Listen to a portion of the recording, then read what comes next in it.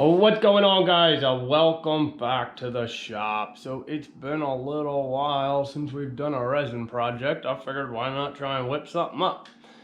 So went out to the woodshed. This is what I came up with. We got a super gnarly stump. I'm not even sure what this is. We might get a better idea once we get inside of some of this wood, but just some amazing character in here. I think it might make for a pretty nice piece. So I'm gonna get a cut taken out of this guy. We're gonna fit it up into the Duka Heritage signature vase mold. See if we can't come up with a cool vase. Let's get to work.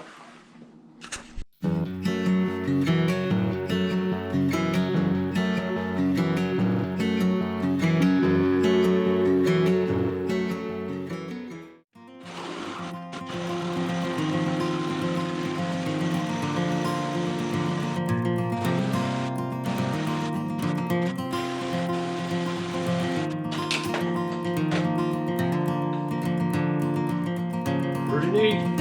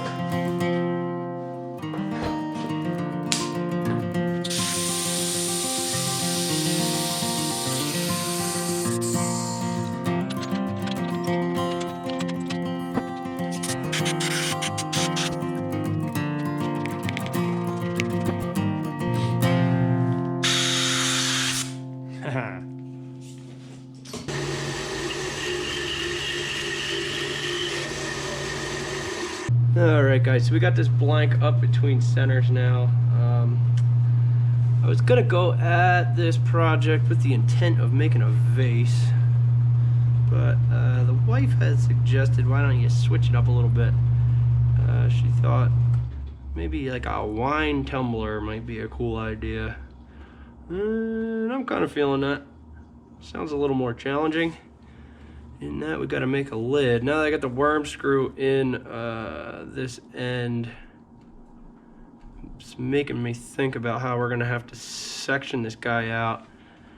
I don't like these voids either. That's another reason I'm shifting gears from a vase idea. I don't want these voids to interfere with our design process.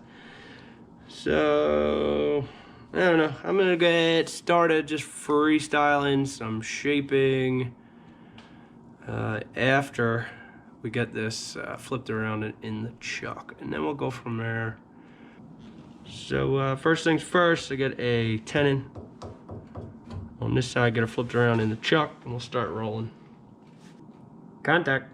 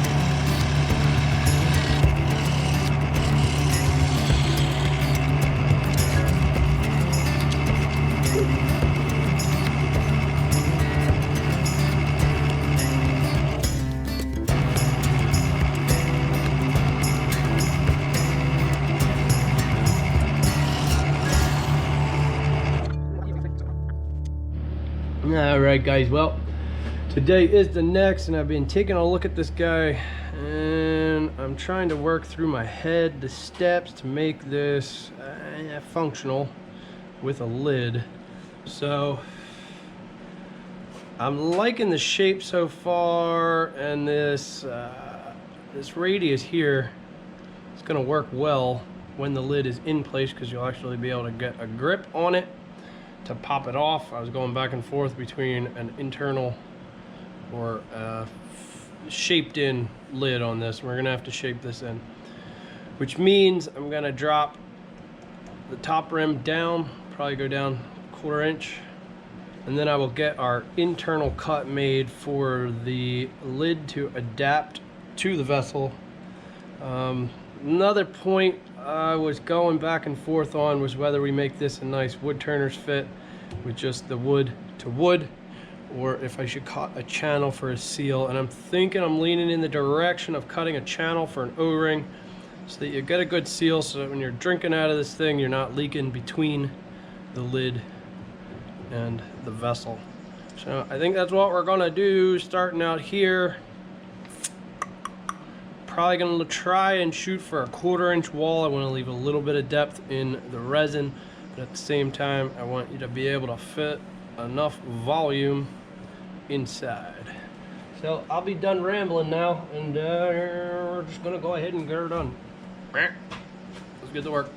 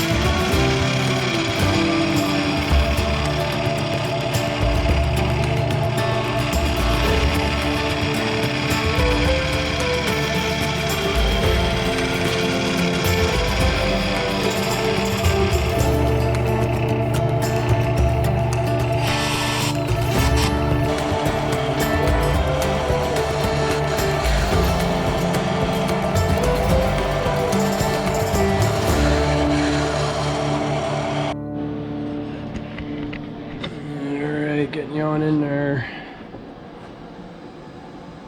Haul it to about a 1/4 inch in the center section here. I left this a little thicker until we figure out how we're doing the lid. But I am a little disappointed to find this guy right here.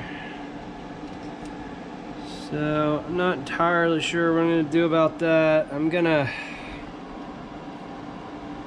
know, I'm probably gonna take some cuts on the outside here for cleanup, try and clean this wood up, see how close we get to that bubble. I'd like to get just inside it,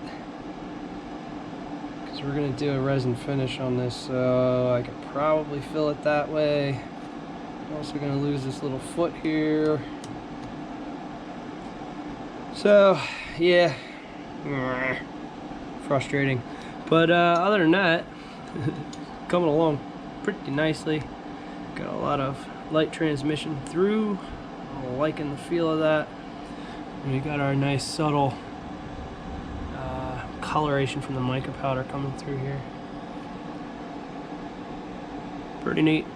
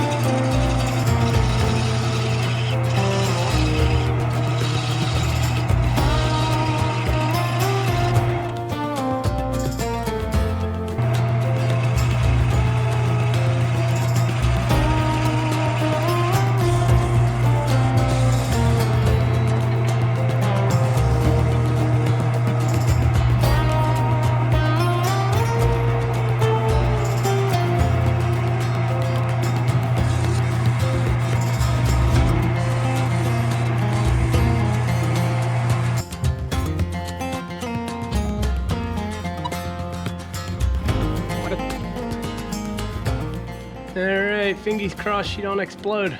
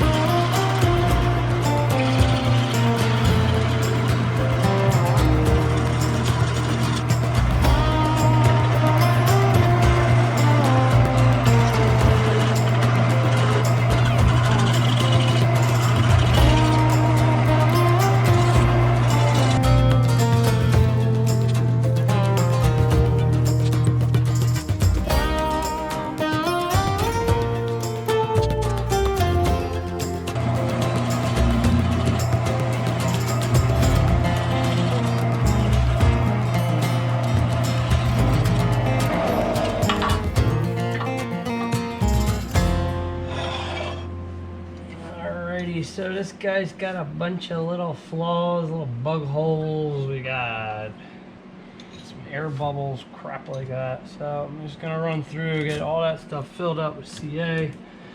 We'll take our final passes and get her sanded out.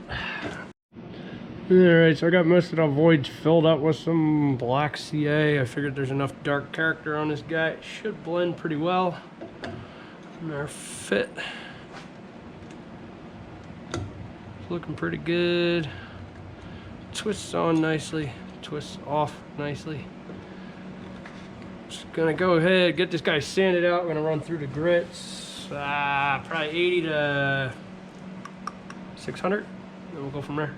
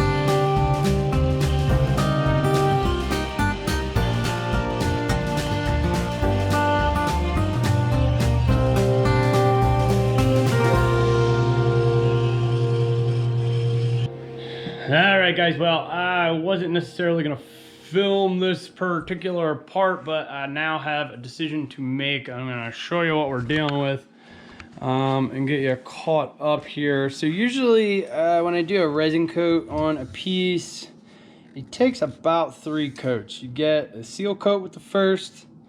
The second one gets you really close to that nice glass-like perfection. I sand it all back, level it out, and recoat it a 3rd time. And that's what I did here. Now, keeping in mind that, you know, it's pretty much a day, or at least 12 hours for a good cure in between coats. So, on my 3rd coat, I don't know if you guys saw, I was using this little plastic divider here so we weren't gluing the 2 pieces together. And I had put a thin coat of silicone on that to prevent the resin from bonding up and locking the whole thing up. So somehow on my 3rd coat, that silicone contaminated our resin mix and just fish-eyed the whole thing. So I was gonna hustle, sand it back, and try and get another coat on it. But I'm looking now. So now the way this stuff self-levels, when I had this diverter in here, it's gonna go with the direction of the flow of the piece. So now resin would sag down ever so slightly towards the divider, and then it would slowly sag away from the divider on this part of the radius. Now I'm just about sanded through the resin coat here, just in these little spots up against the neck, trying to get this all meshed back together. So the decision to make now is coat this again or strip it down and finish it out normally. Now we have a good resin finish and seal on the inside. Let me see if I can get you some lightener.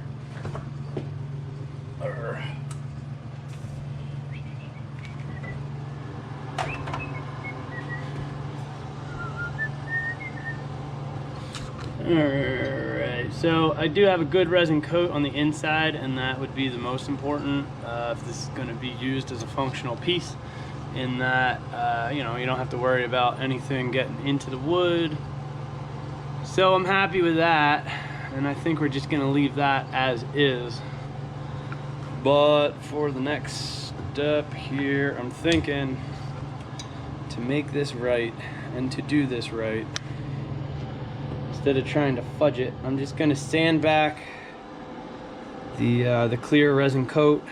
We're going to get back down to the wood, and then we'll polish it out from there. I just think it's the right thing to do. It's going to make this take longer. So this video could potentially be delayed, as I'm sure it will be, but let's do it.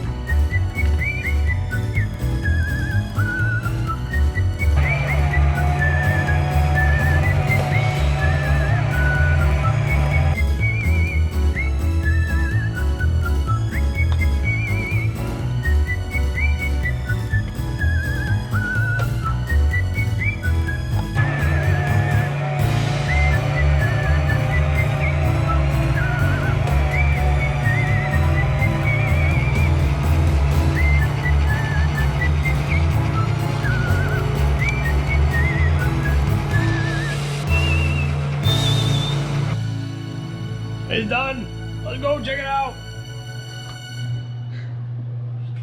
Alright guys, I'm pretty sure after getting cut into this and taking a look at the grain, this here big old piece of deadwood we have is oak.